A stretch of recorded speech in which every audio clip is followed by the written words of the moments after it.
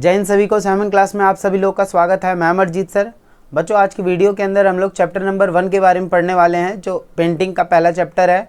और पेंटिंग के अंदर टोटल 14 चैप्टर हैं, जिसमें सबसे पहला वाला चैप्टर हम लोग करने वाले हैं आज।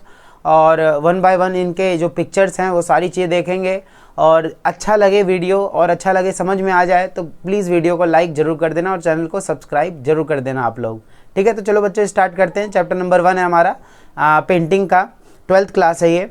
और बाकी हिस्ट्री और पॉलिटिकल की वीडियोस मैं डालता रहूँगा, आप लोग टेंशन नहीं लेना। ठीक है, चलो देखते हैं पहला चैप्टर जो हमारा उसका नाम है, जो हमने सिंधु घाटी सभ्यता पढ़ी थी हिस्ट्री के अंदर, वैसे ही ये हमारा पेंटिंग का पहला चैप्टर है, सिंधु घाटी सभ्यता और उसकी कला के बारे में दे रखा है। यानी कि इसके अंदर हम लोग क्या क्या पढ़ने वाले हैं वो आप देख सकते हो। और इसमें मैं क्वेश्चन आंसर करवाने वाला हूँ, जो इंपॉर्टेंट क्वेश्चन है। देखो, ये तो नहीं होगा कि हाँ भाई यही क्वेश्चन आ जाए, बस ये है कि इसमें 10 क्वेश्चन मैं आप लोग को पढ़ाऊँगा, जिनमें से एक ना एक तो ज़रूर इस चैप्टर से तो ज़रूर आने वाला है और वो पक्का होगा। ठीक है, तो 1 बाय 1 आप लोग इसको देख सकते हो और समझ सकते हो, बहुत अच्छा लगेगा। एक बार बस वीडियो को पूरा देखना आप लोग, ठीक है ना। तो स्टार्ट करते हैं। सबसे पहला क्वेश्चन है हमारा, और आप लोग स्क्रीन पे भी देख सकते होगे कि पहला क्वेश्चन हमारा कौन सा है। तो सिंधु घाटी सभ्यता की कलाकृति के अंतर्गत मातृ देवी कलाकृति की विशेषताओं को बताइए। तो यहाँ पे हमें माता की मूर्ति के बारे में बताना है। तो आप लोग देख सकते हैं पिक्चर के अंदर कि माता की मूर्ति किस तरीके से है। और यहाँ पर हम लोग इस क्वेश्चन को करेंगे, देखते हैं कि भाई हमें यहाँ पे माता की मूर्ति के बारे में बताना है, किस तरीके से जो है आकार है उनका और किस तरीके से उनको सजाया गया है।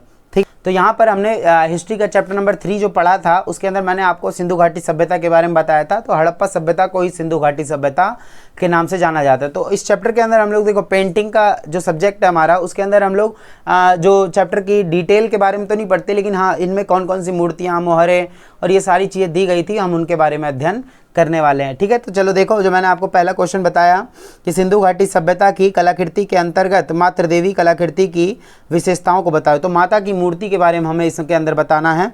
तो सब लोग आप लोग पिक्चर देख सकते होगे, साइड में है।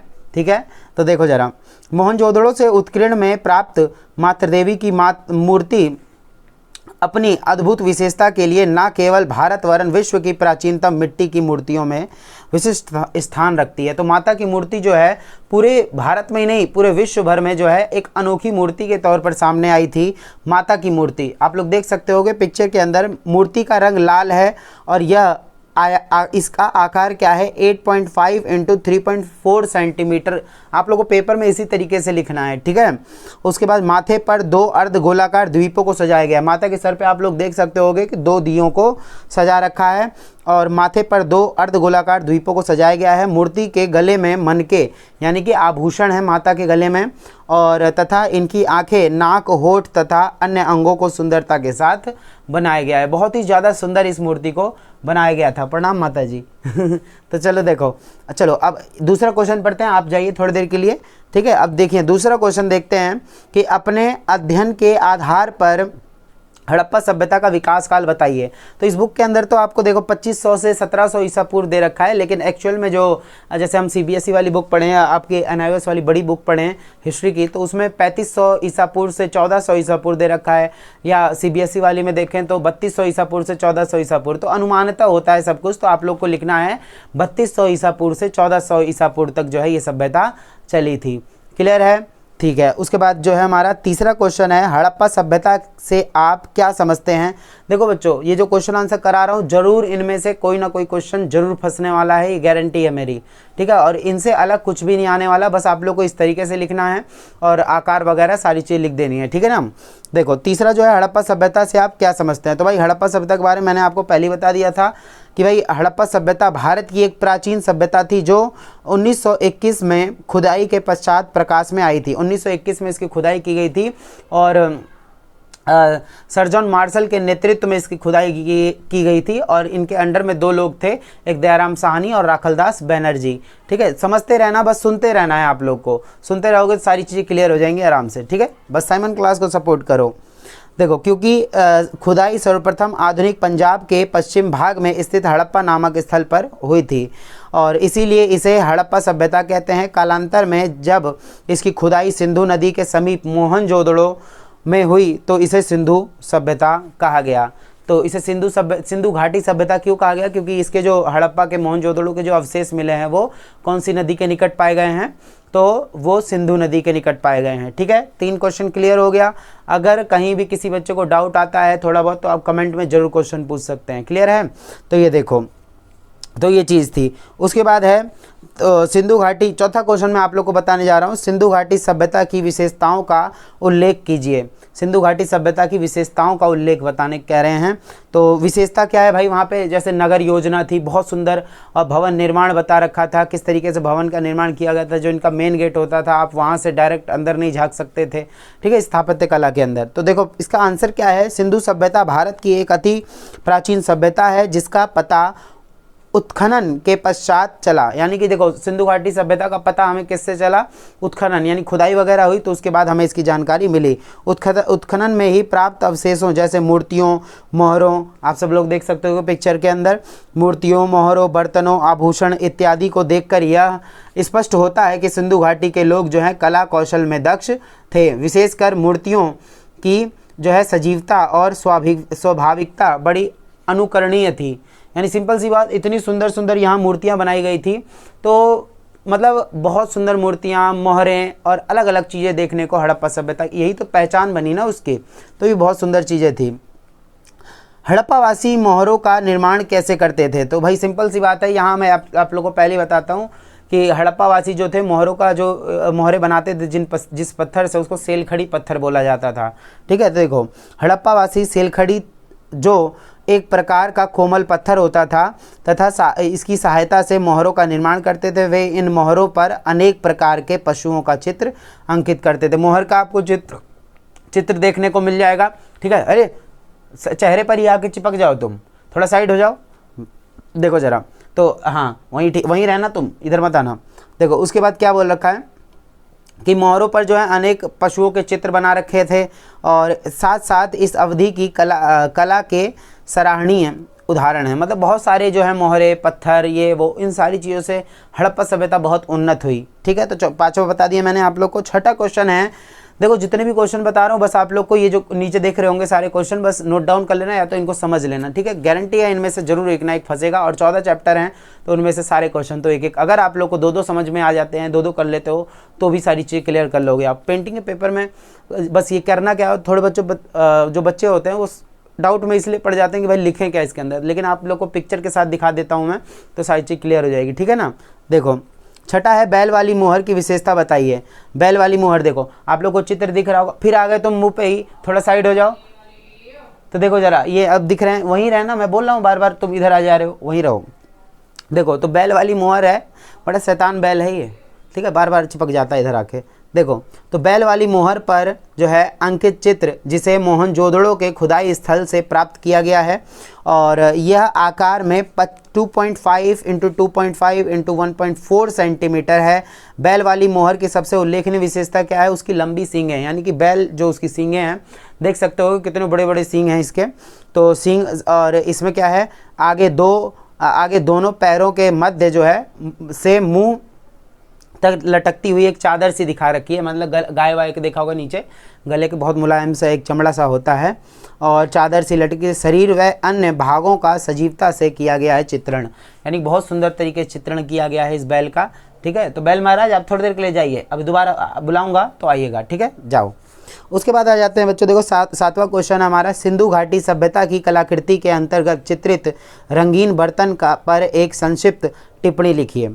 तो रंगीन बर्तन भी आप लोग देख सकते होगे, हमारे यहाँ पे रंगीन बर्तन आ गए हैं, तो इनको भी देख लो। ठीक है, तो देखो जरा इसकी अब रंगीन बर्तन के बारे में क्या विशेषता बतानी है आप लोग को, तो सिंपल सी बात है, सिंधु घाटी सभ्यता में शिल्पकारों द्वारा विभिन्न सामग्रियों को रखने के उद्देश्य से अनेक जो है डिज़ाइन युक्त बर्तन बनाया जाता था। उदाहरण के लिए पुस्तक में दिए गए चित्रित रंगीन बर्तन, यानी कि जो ये बर्तन दिखा रखा है आप लोग को कितना सुंदर है, और इस पे जो है चित्रकारी की गई है और पॉलिश किया गया है, उच्च कोटि की पॉलिश की गई है इसके ऊपर, बहुत सुंदर है ये। ठीक है, हंसो मत, वहीं रहो। ठीक है, उसके बाद देखो क्या है, इसके अतिरिक्त जार की जो है उल्लेखनीय विशेषता यह है कि पेट बड़ा है, यानी इसका देखोगे पेट जो इनका पेट है वो थोड़ा सा बड़ा लग रहा है, और इनकी गर्दन जो है गर्दन छोटी है। और जार की ऊंचाई जो है 21.5 जो है सेंटीमीटर है तथा उत्कीर्ण स्थल हड़प्पा है। यानी कि ये कहाँ से मिले हैं ये बर्तन महाराज, तो ये जो है आपको हड़प्पा से प्राप्त हुए हैं। तो टोटल मैंने आप लोग को अभी 7 क्वेश्चन करा दिए हैं। उसके बाद देखते हैं हम लोग 8वां क्वेश्चन, आप जाइए, ठीक है। हाँ तो देखिए अब उसके बाद क्या है, सिंधु घाटी में प्राप्त, 8वां क्वेश्चन में आप लोग को बता रहा हूँ, सिंधु घाटी में प्राप्त आभूषण से क्या संकेत मिलता है। तो आभूषण का भी आप चित्र देख सकते हैं, ठीक है। यहाँ नहीं लगना है मुंह पे, आप लोग मुंह पे ही आ जा रहे हो, साइड हो जाओ। तो देखो यहाँ पे क्या है कि चित्र आप देख सकते हो कि आभूषण जी हैं ये। तो सिंधु घाटी, यहाँ पे देखो, यहाँ जब खुदाई वगैरह हुई सिंधु सभ्यता की तो वहाँ पे आभूषण भी मिले। इससे ये पता चला कि यहाँ के लोग जो हैं आभूषणों का भी प्रयोग करते थे। और एक चीज़ कॉमन थी, स्त्री और पुरुष दोनों ही आभूषण का प्रयोग करते थे। तो प्राप्त विभिन्न जो है यहाँ पे जानकारी मिलती है। आभूषणों से यह स्पष्ट संकेत मिलता है कि सिंधु सभ्यता के लोग आभूषण प्रेमी थे। यानी कि ये लोग बहुत सुंदर सुंदर आभूषण पहना करते थे, ठीक है, जो मैं आप लोग को दिखा रहा हूँ, बहुत सुंदर आभूषण पहना करते थे। और क्योंकि तत्कालीन आभूषण के उत्कीर्ण नमूने यह दर्शाते हैं कि हड़प्पा समाज में आभूषण बनाने की कला पूर्ण स्वरूप रूपेण विकसित थी। यानी कि यहाँ पे आभूषण बहुत ज़्यादा अच्छी मात्रा में बनाए जाते थे, उच्च कोटि के आभूषण थे। स्त्री और पुरुष दोनों ही आभूषण को पसंद करते थे। तो मैं आपको पहले बता चुका हूँ कि स्त्री और पुरुष जो हैं दोनों ही आभूषण का प्रयोग करते थे, ठीक है। हाँ, इसी तरीके से पढ़ते रहो, हीरो हीरोइन डेफिनेटली बन जाओगे आप लोग, ठीक है ना। देखो चलिए आभूषण महाराज अब जाइए, आप दूसरे चित्र आने वाले हैं, ठीक है, जाइए आप। उसके बाद देखिए, सिंधु घाटी की कलाकृति के अंतर्गत जिस आभूषण का उल्लेख किया गया है उसका विवरण दीजिए, ठीक है। दोबारा से आ जाइए जरा। हाँ तो देखिए जरा, इनका क्या है कि नेकलेस के बारे में बताना है। सिंधु घाटी की कलाकृति के अंतर्गत आभूषण के रूप में, ये 9वां क्वेश्चन मैं आप लोग को बता रहा हूँ। नेकलेस के बारे में पूछ लेता है पेपर में, वैसे तो मोहर वगैरह के बारे में ज़्यादा पूछता है, बाकी नेकलेस के बारे में मैं आप लोग को बता देता हूँ। 9वां क्वेश्चन है ये। तो यहाँ पे क्या है, गले के हार यानी नेकलेस के विषय में उल्लेख किया गया है कि हार जो है मोहनजोदड़ो से प्राप्त हुआ है। कहाँ से ये प्राप्त हुआ है हार? मोहनजोदड़ो के जो खुदाई स्थल से प्राप्त हुआ है। हार की बनावट जो है 30 बीज, यानी इसके अंदर आप लोग को गोल गोल दिख रहा होगा, वो 30 बीज है इसके अंदर, और 6 बड़े बेलनाकार बीज हैं, यानी 6 जो थोड़े से बेलनाकार, जो बेलन रोटी रोटी बनती है उस आकार के हैं, बेलनाकार हैं। 3 जो है लॉकेट हैं, जाक मजबूत डोरी में डाले गए हैं, और हार हरे रंग के पत्थर से बनाया गया। वैसे तो ब्लैक एंड वाइट है ये, लेकिन ये जो हार था हरे रंग के पत्थर से जो है बनाया गया था। क्लियर हो गया, ठीक है। उसके बाद देखो 10वां क्वेश्चन है, आप जाइए अब, ठीक है, हाँ जाओ। उसके बाद क्या है, सिंधु घाटी सभ्यता की कला के अंतर्गत वर्णित कलाकृतियों का नाम लिखिए। तो भाई यहाँ पे क्या है, क्या क्या चीज़ें हमें देखने को मिली है, तो सारी चीज़ें मैं आप लोग को एक बार सामने दिखा देता हूँ मैं किस तरीके से बनाया गया था। तो माता देवी की मूर्ति है, ठीक है, माता की मूर्ति भी मिल जाएगी। बैल वाली मोहर भी देखने को मिल जाएगी, जो मुंह पर ही चिपक गए थे आके, ठीक है, उनको मैंने भगाया। चित्रित बर्तन है, बर्तन को भी देख सकते हो आप लोग, और आभूषण भी देख सकते हो। तो ये सारी चीज़ें हड़प्पा सभ्यता चैप्टर जो है हमारा उसके अंदर पढ़ा रखा है। तो ये हमारा आई होप सबको पसंद आया हो। देखो बच्चों, मैं 2-4 क्वेश्चन नहीं कराऊंगा, सिर्फ जितने मतलब ये टोटल जो 10 क्वेश्चन हैं इतने ज़्यादा मेन हैं। आप इतने में से ही ना, अगर आप लोग को मतलब अगर एक भी पूछा तो आप तुरंत बता दोगे इसका, क्योंकि देखो पिक्चर के साथ बताने का मकसद बस एक था कि हाँ इसके अंदर जो है आपको इमेजिनेशन हो और सारी चीज़ आप देख के अच्छे से समझ सको। बच्चों देखो हर चीज़ में मेहनत लगती है, बस आप लोग को थोड़ा सा क्या करना है, सपोर्ट करना है साइमन क्लास को। अभी बहुत आगे तक जाना है, सपोर्ट करते रहो इसी तरीके से। चैनल को जिसने सब्सक्राइब नहीं किया है, क्योंकि बहुत से बच्चों ने चैनल सब्सक्राइब नहीं किया है, वो ज़रूर कर लेना, क्योंकि NIOS वाले बच्चों के लिए सारी वीडियोज़, सारे सब्जेक्ट की वीडियोज़ मैं लेकर आने वाला हूँ, और आप लोग अच्छे तरीके से इसको देख सकते हो। और बस चैनल को सब्सक्राइब करना, सपोर्ट करना, बेल आइकन का बटन भी जरूर दबा देना, और हाँ लाइक करना मत भूलना, ठीक है। जय हिंद, जय भारत।